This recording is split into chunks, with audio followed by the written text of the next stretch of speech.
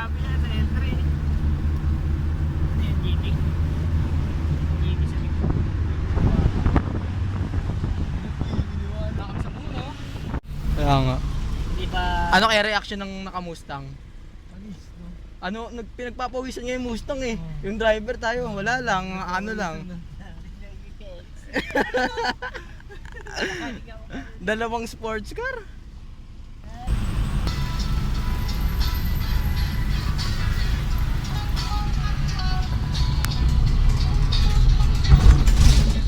Ano, long ride tayo.